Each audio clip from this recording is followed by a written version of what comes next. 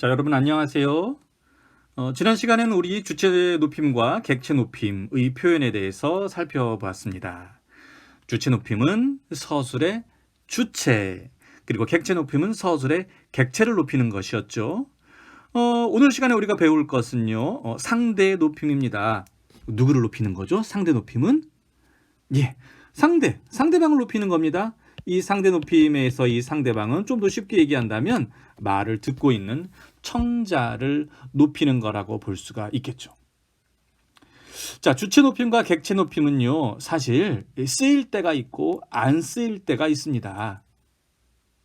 하지만 상대 높임은요, 다른 점이 어떤 점이라고 하냐면은 항상 쓰이고 있다라는 겁니다. 상대 높임은 높임 표현만 이야기하는 것이 아니라 낮춤 표현까지 포함해서 얘기하는 것이고요. 우리가 항상 누군가에게 얘기하고 있을 때 자연스럽게 쓰고 있는 것이라고 말할 수 있습니다. 자, 높임과 낮춤 표현까지 모두 포괄하는 개념이라는 걸 여러분들이 일단 염두에 두도록 하시고요. 예문을 한번 만들어 보면서 시작해 보도록 하겠습니다. 여러분들은 교과서 80페이지에 이 사파도 보실 수 있겠고요. 81페이지에 상대 높임 표까지도 볼 수 있습니다. 살펴보면서 같이 공부를 해보도록 하죠. 형이 이름이 철수인 동생에게 뭔가 좀 말을 해달라고 요청하는 상황입니다. 집이라고 하죠. 상황이 집입니다. 뭔가 편안하고 일상적이고 거리감을 유지할 필요가 없는 곳이죠. 자, 그럼 형은 철수에게 뭐라고 얘기하겠습니까? 예문을 만들어 본다면 철수야, 말해. 이런 식으로 편안하게 얘기하겠죠? 하지만 뭔가 공식적인 회의석상이라고 얘기한다면, 공적인 자리, 거리감을 유지해야 하는 자리라고 한다면 철수야라고 얘기하면 안 되겠죠. 뭐 성이 김씨라고 한다면요, 김철수님 뭐라고 얘기하겠습니까? 말씀해 주십시오. 내용은 똑같지만은 어떤 상황에서 이야기하느냐에 따라서 말의 이 뒷부분을 변화시켜야 합니다. 철수야 말에는 뭔가 낮춘다라는 느낌을 준다고 한다면 김철수님 말씀해 주십시오. 높임의 느낌을 주게 되죠. 자, 상대 높임이란 이처럼 뭔가 어떠한 상황에서 듣고 있는 사람을 대하는 태도를 얘기를 합니다. 이것은 어떻게 만드냐 하면요, 종결 표현을 가지고 만들어 봅니다. 종결 표현은요, 다른 식으로 얘기한다면 종결 어미와 보조사 요를 가지고 만든다라고 얘기할 수 있습니다. 간혹 어떤 책이나 어떤 여러분들이 알고 있는 사람들이 상대 높임은 종결 어미로 만들어요 라고 이야기하는 경우를 보게 되는데요. 뭐 틀렸다라고는 할 수는 없죠. 하지만 요는 우리가 나중에 배울 기회가 있으면 좋겠습니다만 이건 어미는 아니거든요.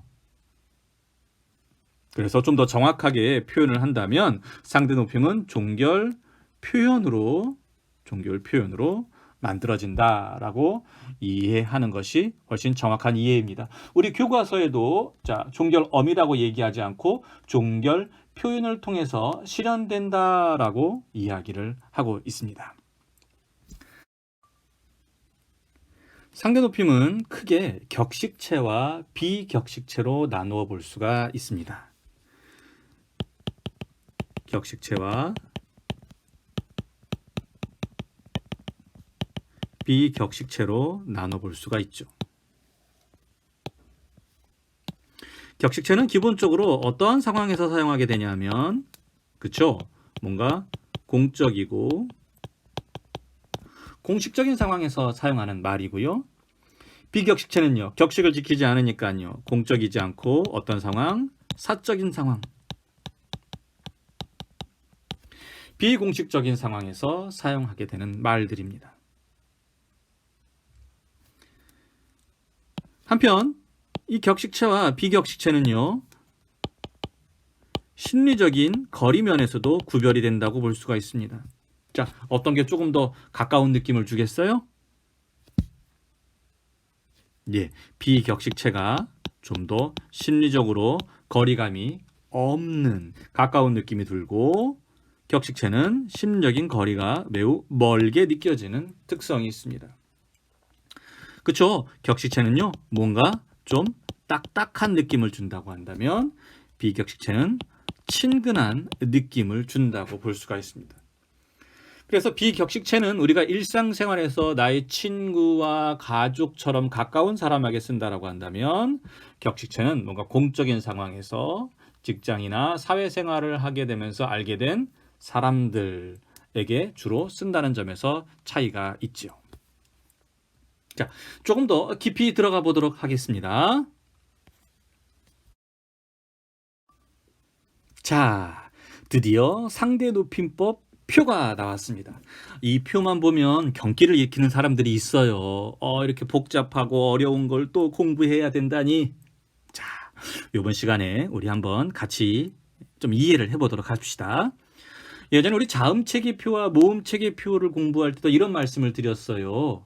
뭔가 표, 그래프 이렇게 정리된 것들은 그 기준이라는 것이 매우 중요하다라고 말씀을 드렸습니다. 자, 상대 높임법 표를 한번 살펴보도록 하죠. 자, 세로축으로 보면요, 어떻게 되어 있습니까? 격식체와 비격식체로 구분이 되어 있습니다. 그렇죠? 이 격식체와 비격식체를 일단은 세로축으로 나누어 놨고요. 그 다음에 이 세로축에 있는 나머지 조그만 세부 분류들을 보면요, 이렇게 되어 있습니다. 상대 높임의 하십초체는 아주 높이는 겁니다. 두 번 높인 거라고, 두 번이라는 개념이 좀 뭐라서 화살표로 표시하자면 아주 높인 겁니다.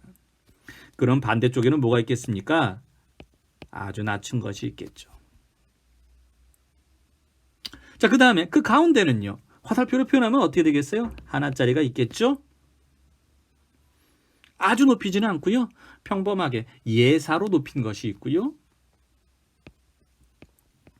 그 밑에는 예사로 낮춘 것이 있겠죠. 그래서 이것들의 명칭을 우리가 뭐라고 얘기하는지 여러분 알고 계시죠? 예. 아주 높임. 얘는 뭐가 되겠어요? 아주 낮춤. 하우는요, 예사 높임, 하계는 예사 낮춤, 이렇게 있을 겁니다. 자, 네, 됐죠? 비격식체를 놓고 보면요, 이렇게 표현할 수가 있습니다. 비격식체는요, 간단해요. 높이는 것과 낮추는 것 두 개밖에 없어요. 비공식적인 상황이기 때문에 그 구분들이 세세하지 않아도 되는 거죠. 높이거나 낮추거나, 높이거나 낮추거나. 얘네들은요, 어떤 상황에서 두루두루 널리 쓰이기 때문에, 자, 해여체 같은 경우는요, 높임은 높임인데 어떤 높임이냐 하면은 두루 높임이라고 얘기를 하고, 해체는 자, 짝이니까요, 두루 낮춤이라고 얘기를 하게 됩니다. 자, 이해를 하도록 하십시오. 세로축은요, 공식적인 상황에 쓰는 격식체, 그다음에 비공식적인 상황에 쓰는 비격식체. 공식적인 상황은 뭔가 세부적인 단계가 많기 때문에 아주 높이는 것, 아주 낮추는 것, 예사로 높이는 것, 예사로 낮추는 것. 비격식체는요, 공식적인 상황이 아니기 때문에 널리 두루 적용되는 것. 구분이 많지 않아요? 두루 높이는 것과 두루 낮추는 것 두 가지로 구분이 됩니다. 자, 이 다음에는요, 가로축의 구분들을 한번 보죠. 자, 평서법, 의문법, 명령법, 청유법, 감탄법이라고 얘기를 하는데요. 이것은 우리가 종결, 문장을 어떻게 끝내느냐에 따라서 구분한 것들이에요. 평서법, 평범하게 서술하는 것. 의문법, 당연히 뭐겠어요? 물어볼 때. 명령법, 하라고 명령하는 것. 청유는요, 같이 하자고 요청하는 것. 감탄은 우와, 감탄한 것 얘기하죠. 자, 이렇게 세로축과 가로축을 이해한 상태에서 우리 살펴보도록 하죠. 보통 교과서에는요, 우리가 잡다라고 표가 나와 있습니다. 하지만은 우리가 일반적으로 명칭과 연관시켜서 하다로 우리가 이해를 해보도록 할게요. 이번 시간에는요. 그냥 하다라고 얘기하면은 우리 이해하기가 조금 어려울 수도 있으니까 우리가 많이 하고 지금도 하고 있는 공부를 하다를 통해서 한번 이해를 해보도록 하겠습니다. 먼저 간단한 비격식체부터 처리하고 넘어가 보도록 하죠. 자, 동학이가 공부를 하고 있어요. 자, 이걸 평범하게 서술한다면 동학이가 공부를 해. 친구한테 얘기하는 거예요. 교실에 갔더니 동학이가 공부해. 그렇죠? 자, 궁금해요. 뭐라고 얘기할까요? 동학이가 공부를 해? 동학이한테 공부하라고 얘기하고 싶어요. 동학아, 공부해. 동학이랑 같이 공부를 하고 싶어요. 동학이가 설명을 아주 잘해주거든요. 친절하게요. 동학아, 우리 같이 공부해. 평소 공부를 하나도 하지 않던 동학이가 오늘따라 공부를 하고 있어요. 동학이가 공부해. 어떻습니까? 아주 간단하죠, 그죠? 예. 두루 낮추는 해체, 우리가 일상생활에서 친구들과 쓰고 있는 이 해는요, 변하는 게 없어요. 그냥 억양으로, 비분절 의문인 어떤 억양으로 뜻을 구분을 해요. 쉽죠? 그럼 해요체는 어떻게 될까요? 두루 높이게 되는 해요체는요. 이건 엄마한테 얘기한다고 생각하면 돼요. 이렇게 얘기한 거죠. 엄마, 동학이가 공부를 어떻게 해요? 해요. 엄마, 동학이 공부해요? 동학이 공부해요. 동학아, 우리 같이 공부해요. 우와, 동학이가 공부를 해요. 똑같죠, 그죠? 예, 비격식체는 이렇게 간단합니다. 일상생활에서 두루 넓게 쓰는 것이기 때문에 복잡하게 구분하지 않아요. 네, 다 똑같은데 뭔가 억양을 통해서 구분을 한다라고 볼 수가 있겠습니다. 자, 그렇죠? 해체는 해요체는 거기에 무엇? 보조사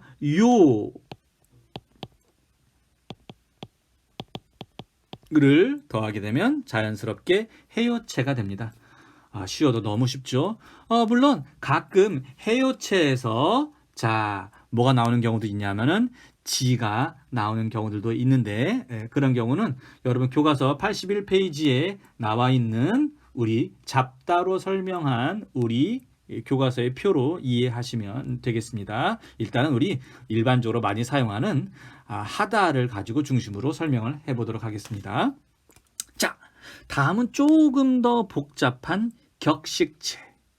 자, 이것도 크게 어떤 구조를 중심으로 해서 이해해 보도록 할게요. 자, 제일 높은 곳에 있는 하십초가 있고 그다음에 제일 낮은 곳에 있는 아주 낮추는 헤라체가 있죠.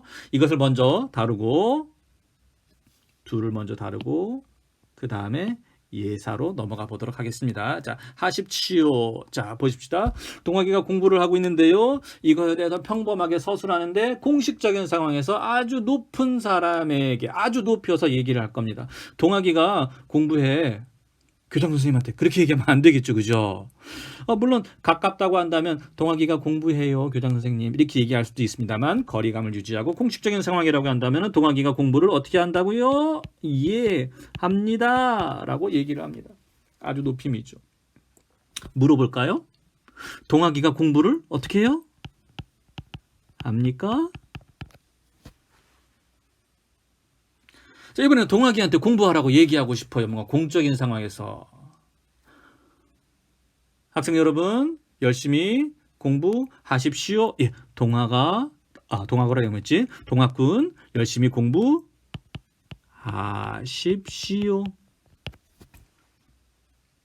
그 다음에 청유형은요?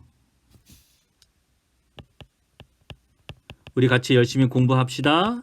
아, 예.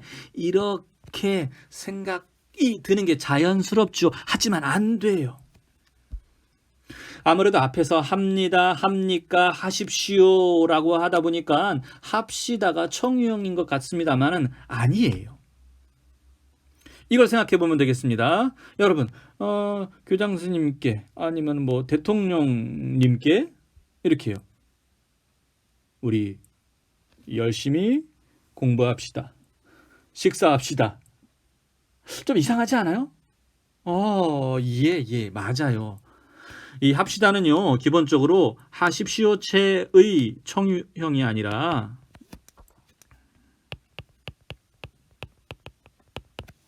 하오체 예사 높임의 청유형이라는 것 꼭 유의하도록 하십시오. 이거 학생들이 많이, 저도요 가끔 많이 헷갈리는 것입니다. 그러면 어떻게 써야 되느냐, 이런 거죠. 교장 선생님이랑 같이 밥을 먹고 싶어요. 그러면 이렇게 얘기하겠죠. 교장 선생님, 언제 저랑 같이 식사하시지요? 교장 선생님, 제가 요번에 미술에 대해서 관심이 많은데 미술에 관련해서 같이 공부하시지요? 예, 그래요. 청유형으로는 하시지요. 어떤 의문의 어떤 이 방법을 응용하여서 같이 하자고 권하게 되는 겁니다. 자, 유의하도록 하세요. 자, 감탄법은 없습니다. 반대로 아주 낮춘 상태로 넘어가 보도록 하죠. 동학이가 열심히 공부를 어떻게 해요? 하다. 공부를 한다. 했다. 예, 하다로 끝나게 됩니다. 그럼 물어보죠. 동학아, 열심히 공부하니? 이렇게 물어보게 되죠. 물론 하냐 라고 물어보기도 합니다. 명령법은요, 어떻게 할까요? 열심히 하네. 동학아, 열심히 공부 해. 아니요. 해는 뭐였습니까? 해체에서 나온 말이겠죠? 어떻게 되겠습니까? 해라. 동아가 열심히 공부해라. 잘 쓰지는 않습니다만은 동아가 열심히 공부하렴도 쓰기도 합니다.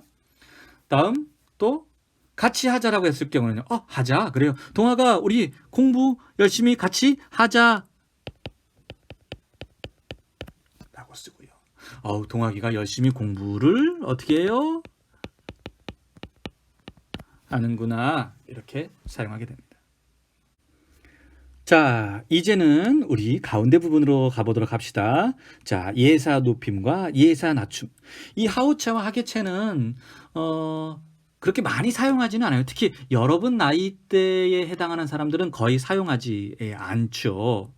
어떤 느낌을 떠올리면 되냐면요. 하오체는요, 우리가 그 TV나 이런 것에서 가끔 보게 되는 사극에 나오는 말투, 뭔가 사극 같은 느낌이 들고요.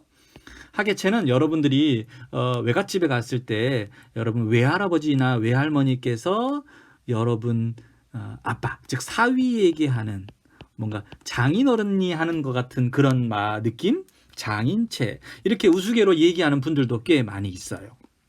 자, 그럼 생각해 봅시다. 부인, 우리 동학이가 공부를 하오? 물어보고 있죠, 그죠? 그런데 뭔가 좀 예스러운 느낌이 들어요. 어떻게 물어봤어요? 의문형부터 얘기하면은 하오? 이렇게 물어봤죠. 그러면 평서문은 어떨까요? 부인, 동학이가 공부를 하오. 그쵸? 이것도 해요체, 해체처럼 그렇게 크게 변하지는 않네요. 어미를 통해 이렇게 크게 변화시키지 않고 그냥 억양을 통해서 이야기를 하고 있네요. 자, 그러면 명령법으로는 어떻게 하죠? 예. 동아가 공부를 하오. 예. 이것도 차이가 별로 없네요. 공부를 하오. 예, 명령할 때도 오의 형태로 가네. 쉽다. 좋죠, 그죠? 자, 감탄법으로 가면 어떻게 될까요? 부인, 동아기가 공부를 하는구만? 하는구려. 여러분, 어떤 게 좀 더 품격 있고 조금 더 높은 느낌을 주나요? 구려가 좋죠, 그죠? 네, 하는 구린 표현 아니에요. 하는 구리요. 다음으로는 장인어른으로 빙의를 해서 한번 얘기를 해볼까요? 자, 아주 오랫동안 운전을 해가지고 도착했어요. 그런 사위에게 밥 먹으라고 얘기를 할 겁니다. 장인어른이 어허 오늘아 수고 많았네. 자네 식사하게 라고 얘기를 하죠. 예, 맞아요. 명령형으로 얘기할 때는요, 뭐라고 얘기하냐면은 하게 라고 얘기를 합니다. 자, 이걸 가지고 응용을 한번 해보면 돼요. 이런 거죠. 자네 보니 우리 손자 동학이가 열심히 공부를 하네. 어떻게 해요? 평소형일 때는요, 하네. 그 다음에요. 의문형일 때는 어떻게 얘기를 하게 되겠습니까? 동학이가 열심히 공부를 하나? 라고 얘기를 하죠. 같이 먹자고 할 때는 뭐라고 얘기하죠? 우리 같이 식사하세. 라고 얘기를 하고요. 그리고 동학이가 열심히 공부를 하는구먼. 이렇게 얘기를 하게 됩니다. 이외에도 의문형에서 하나라고 물어보기도 하지만은 하는가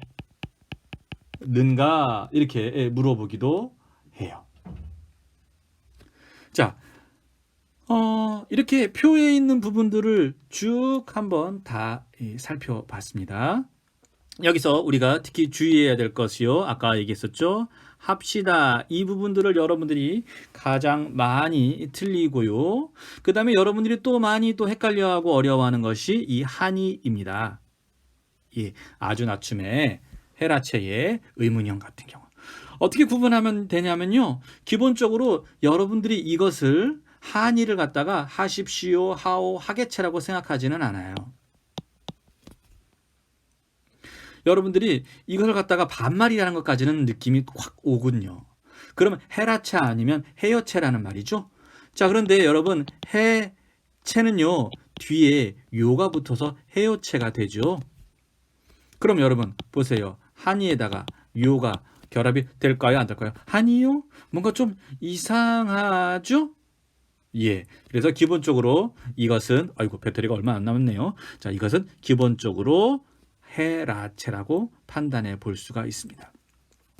또 하나 여러분들이 헷갈려하는 부분들이 구려와 구만인데요. 여러분 느낌을 한번 생각해 보세요. 실제로 공부를 하는 구려, 공부를 하는 구먼. 자, 어떠한 것이 조금 더 뉘앙스가 높은 품격 있는 뭐 그런 느낌을 주나요? 구려가 그렇죠, 그죠? 구리지 않아요. 이것이 조금 더 높은 하오체에 해당한다라는 것 생각해 볼 수가 있겠습니다. 자, 교과서 여러분 81페이지에 보면 자, 상대 높임법을 이번에는 잡다로 해 놓은 표가 있습니다. 염두에 두시고 한번 살펴보도록 하시고요. 기본적으로 여러분들 느끼셨는지 모르겠는데요. 이 하십시오, 하오, 하게, 해라, 헤어체는요. 기본적으로 다 어디에서 나온 겁니까?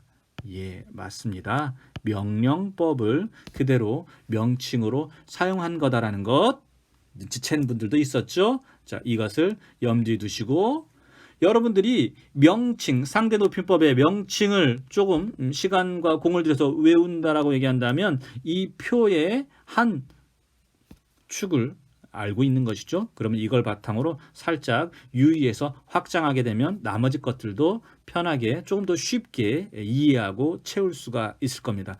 단 헷갈릴 때 구분하는 것 하나 합시다, 한이 정도는 조금 더 신경을 쓰면 되겠습니다.